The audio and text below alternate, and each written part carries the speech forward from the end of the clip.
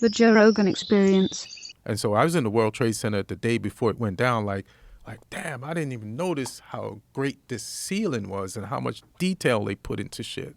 And I got on the train, went to Will's crib, and then I got a ride home that night. So next morning, my sister woke me up, and I'm like watching the first tower with a plane sticking out of it. Wow. And then I was like, I was yesterday there. And then I'm watching, I was like, that ain't another plane. I was like, did it? And then I almost hit under the bed. How far away were you miles-wise? I was in Long Island, so 50? 50, like an hour drive. Yeah. But I was like, we're under attack. Yeah. And you're like, I don't know where these attacks are coming from, and I don't normally feel like a coward, but I was like, where are they going to attack next? Yeah. You know? So it was just that type of a vibe. But I'm worried that another one of those is coming.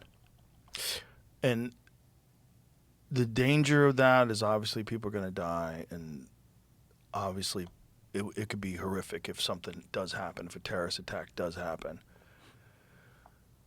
But the one thing, it'll wake people up to like what the consequences of what we do overseas. It means something here. It's not just a video on your phone. It People does. are dying, yeah, and we are funding it. And there's real evil in the world. Evil's a real thing. You could not believe in the devil, and you could not believe in God, but evil actions are documented throughout history. Mm-hmm. And there's only one way to combat evil. You know, you have to have a strong force of good, but that good has to be really good. It has to actually be good. And if it's pretending to be good and it's actually participating in evil, and then you find out about it and you're like, well, what the fuck? This was like in 1933. This guy Smedley Butler, Major General Smedley Butler, he wrote a book called War is a Racket in 1933. Damn, that's early. 1933. That's pretty early. And he broke down how he thought he was over here to protect people, but he was really there to make it safe for bankers or do whatever the fuck he had to do, control oil and control whatever minerals or gold or whatever the hell they were doing. But he realized at the end of his career, war is a racket. Yeah. And this is 33, man. They tried to get him to overthrow the government. The American government? They tried to get him to participate in a military coup against the government.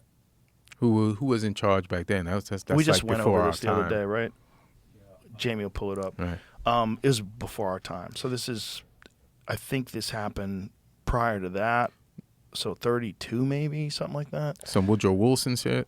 Some old-timey shit. They just got away with things back then.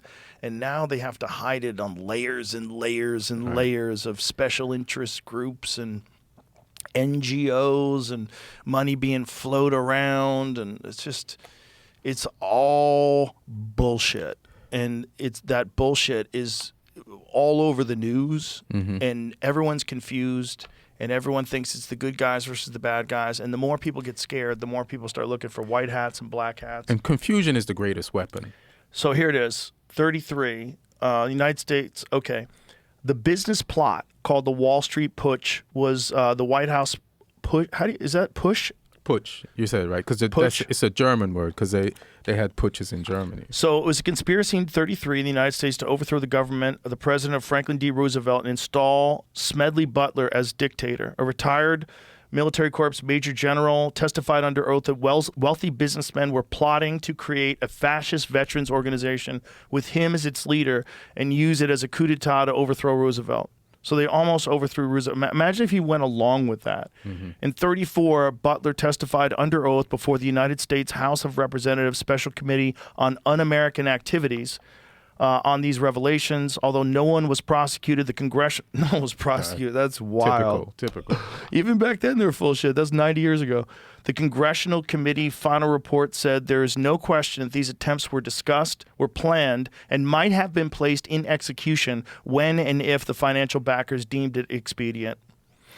Motherfuckers, man. I mean, these just motherfuckers have been dirty from the from jump. day one. I mean, Dirty from day one. Yeah, dirty from day one. Smedley, God bless him, with that face, I wouldn't trust him, but he was more trustworthy than his face. He had Cash Patel eyes.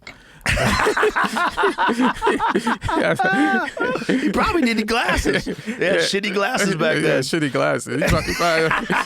He has those Cash Patel eyes. Like, Cash, like, do something to look more believable. When you're not telling the truth and you're doing that, it's a problem. It's like, bro, imagine that job. Like you say, I'm going to uncover the truth, and you get into office, and they're like, this is where your kids sleep. This is where your mom lives. This is... yeah.